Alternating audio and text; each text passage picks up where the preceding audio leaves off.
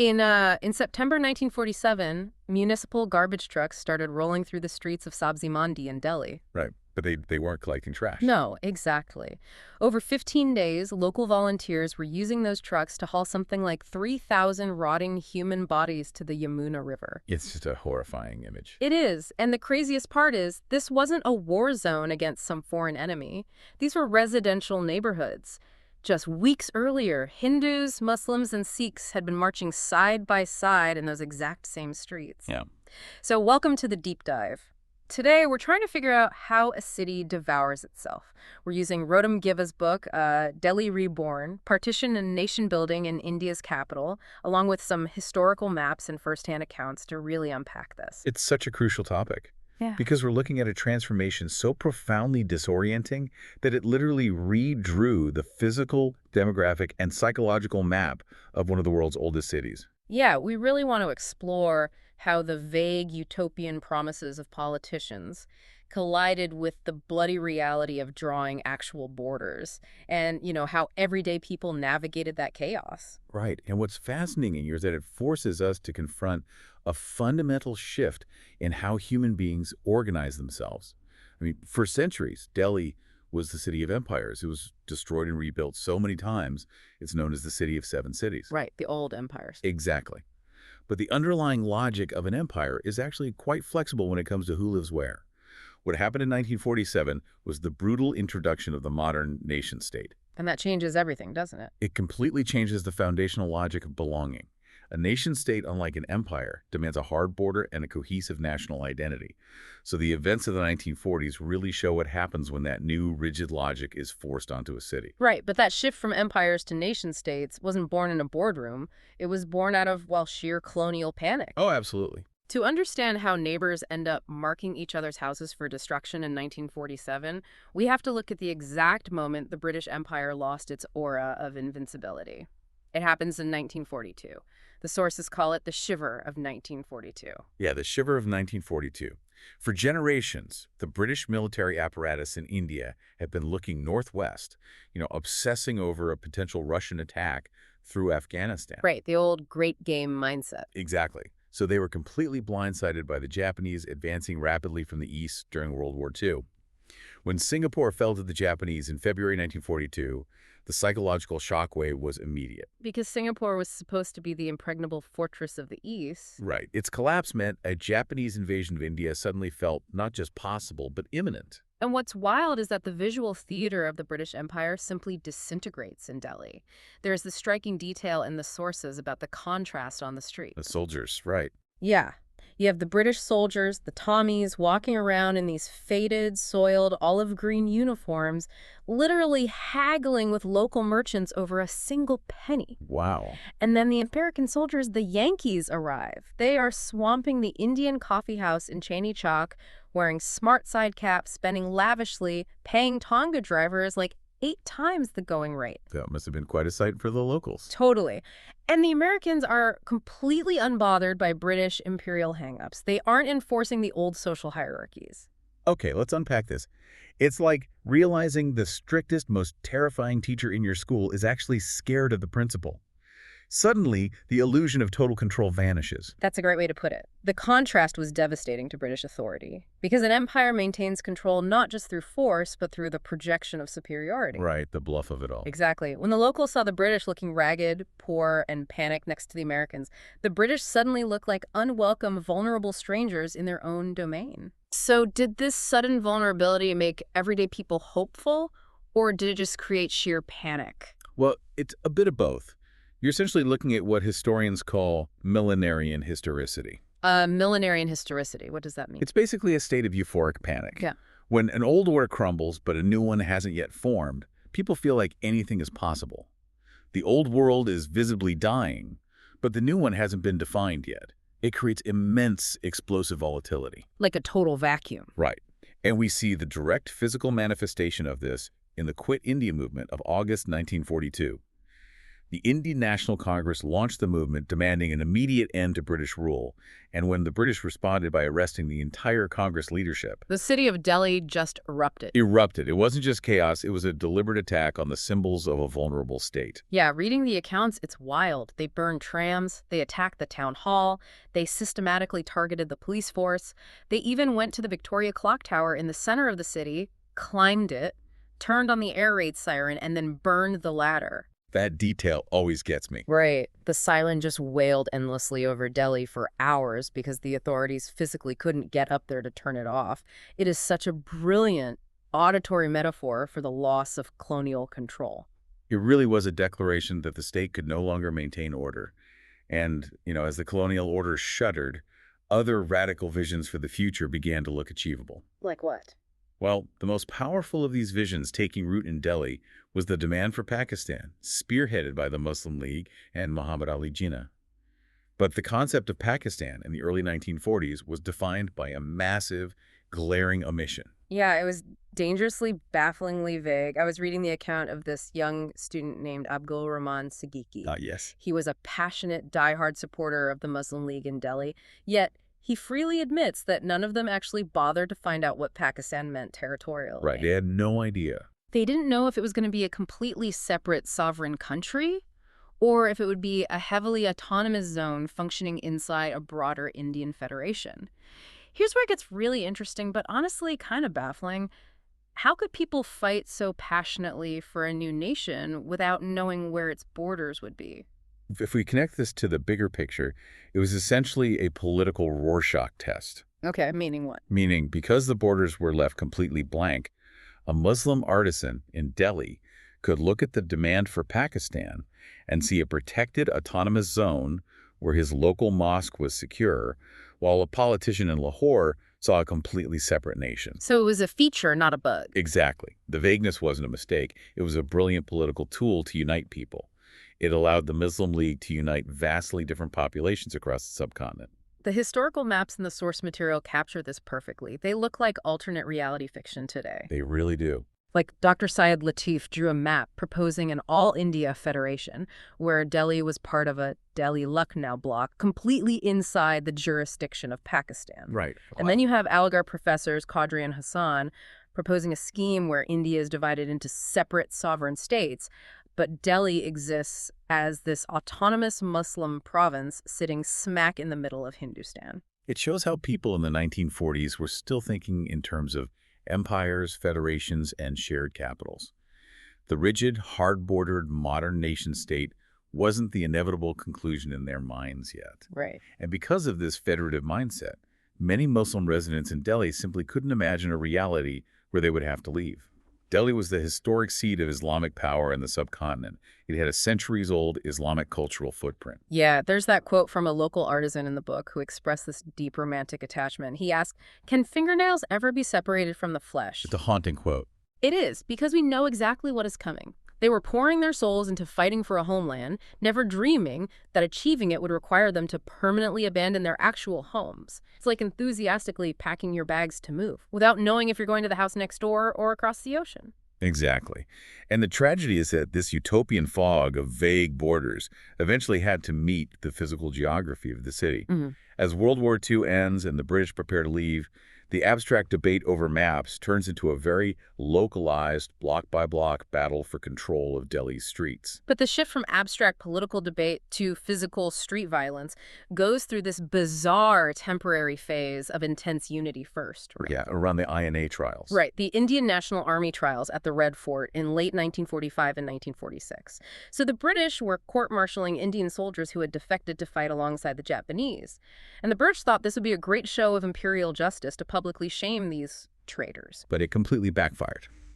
The Indian public didn't see these soldiers as traitors. They saw them as anti-colonial patriots. And crucially, the British decided to try 3 officers together. 1 Hindu, 1 Muslim, and 1 Sikh. Wow, so by trying them together, the British accidentally handed the public the ultimate symbol of unified resistance? Precisely. Suddenly, young Muslim League members and Congress supporters are marching together in the streets of Delhi. During the Victory Week disturbances of March 1946, joint crowds of Hindus and Muslims are actively attacking British victory arches. They're burning government buildings together. So there was this brief, intense anti-British unity, but underneath that, communal lines were quietly hardening, right? Yeah, that unity didn't last. The focus of the aggression was shifting. The fight was moving from us versus the British to us versus them. So what does this all mean for the people just trying to go to work or buy groceries? You have anti-British riots one day and communal standoffs the next.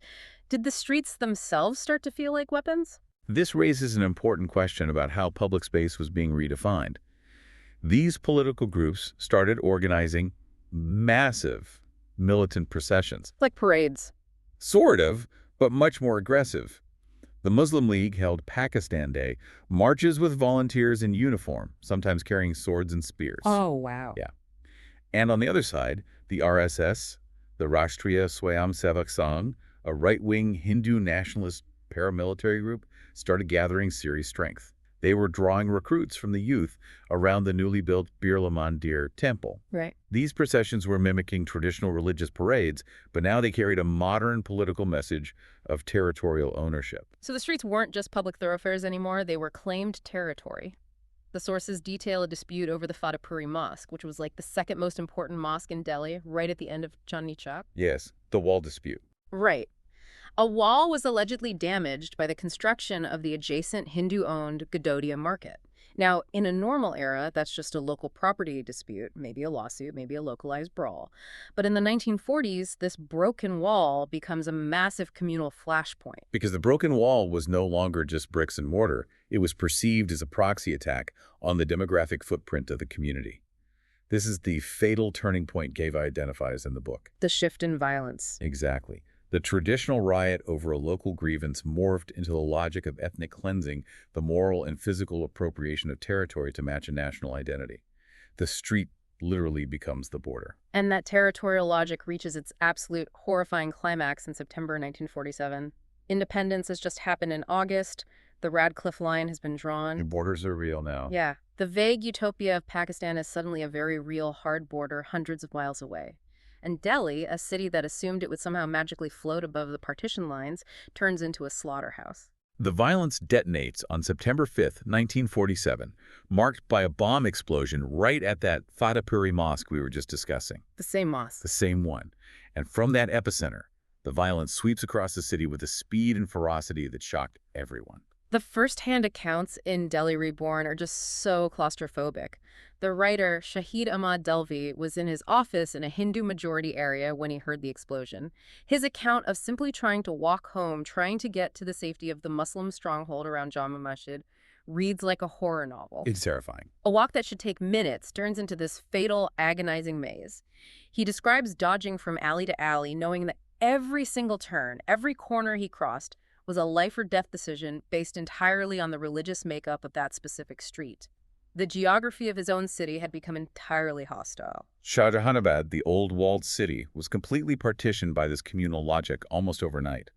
But the most devastating industrial-scale massacres didn't actually happen in those fully segregated historical areas. It was in the newer areas. Yes, the mixed localities, west of the walled city. Places like Carol Bagh and Sabzi Mandi. Which brings us back to the garbage trucks from the intro. The scale of the violence in Sabzi Mandi is difficult to comprehend. The local Congress leader, Phul Chand Jain, lived near the area. Right, his account is crucial. He reported that the violence was so severe, so continuous, that no one could even enter the neighborhood for 3 days. When he finally went in with a team of volunteers to clear the dead, they found a wasteland. Houses were filled with improvised weapons. Women had been assaulted and murdered. Bodies were everywhere. And that's when he had to use the municipal trucks? Yeah. It took his team 15 days to clear 3,000 rotting bodies just from that one mixed neighborhood. They just backed the trucks up to the Yamuna River and dumped them in. It is a sickening historical reality. And as this ethnic cleansing was unfolding, a very specific official narrative started to be pushed by the new Indian government. Right, by figures like Home Minister Sardar Patel. Yes, Patel and prominent nationalist newspapers like the Hindustan Times, they began framing the violence in a way that minimized the organized, systemic nature of the cleansing. Wait, how did they frame it? They essentially blamed the violence entirely on the rage of traumatized Hindu and Sikh refugees who were pouring in from Pakistan. Ah. Because these refugees had just survived horrific massacres themselves, the government framed the violence in Delhi as a spontaneous, uncontrollable emotional reaction by outsiders. And to justify the heavy military response, they claimed the Muslims in Delhi were heavily armed with Bren guns, trying to frame the slaughter as a balanced battle. Wait, if the official story blamed everything on traumatized refugees coming from the outside, how do we explain the fact that local residents' neighbors were marking houses and attacking each other? Exactly. The math of that narrative doesn't add up. Right, because you don't have local properties targeted with such surgical precision. You don't have the systematic clearing out of entire mixed blocks if it's just random outsiders acting in a blind, spontaneous rage. A traumatized refugee from Punjab doesn't know which house in Carol Bagh belongs to a Muslim family and which belongs to a Hindu family. And that is the crucial historical correction that Geva's research provides. While the anger of the incoming refugees was undeniably a massive accelerant to the violence, the groundwork for this ethnic cleansing was laid locally, over years. By the local groups. Yes, groups like the RSS had been quietly building capacity, local intelligence had been gathered, neighborhoods had been mapped out based on demographic lines long before the refugees arrived. The official narrative served to obscure the deep complicity of local actors, neighbors, and, in many documented cases, local police forces who either stood by or actively participated in the violence. The demographic result of this systematic violence is staggering. Within a matter of weeks, 350,000 Muslims, which was roughly two-thirds of Delhi's entire Muslim population, fled the city. Two-thirds. It's almost unimaginable. Yeah. They took refuge in massive, squalid camps like Purana Kila before ultimately crossing the border to Pakistan.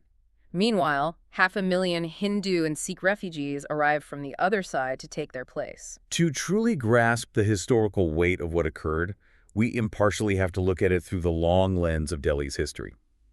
Think back to 1857, the Indian Rebellion. Right. After the British recaptured Delhi, they violently exiled the city's residents. It was a catastrophe that defined the city's poetry, its art, and its memory for a century.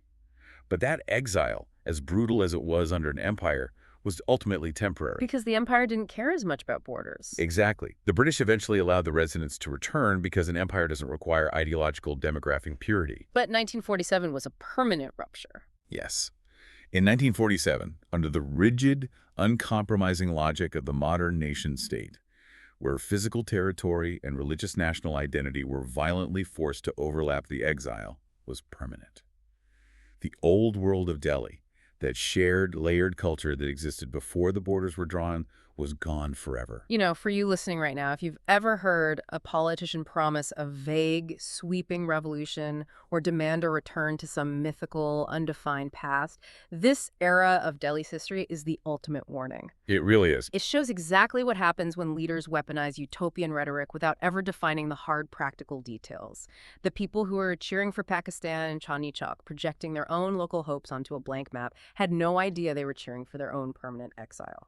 It is always everyday people who pay the price when vague political promises hit reality. And it leaves us with a profound, lingering question about the nature of the places we live in. When a city's entire demographic makeup is violently flipped in a matter of weeks, who inherits the soul of that city? Do the hundreds of thousands of new inhabitants absorb the ghosts, the culture, and the memories of the people who were chased away? Or does the city simply put on a new mask, rewrite its own history, and completely forget the people who built it? It makes you wonder. We started by talking about Delhi as the city of seven cities, always building fresh on top of ruins.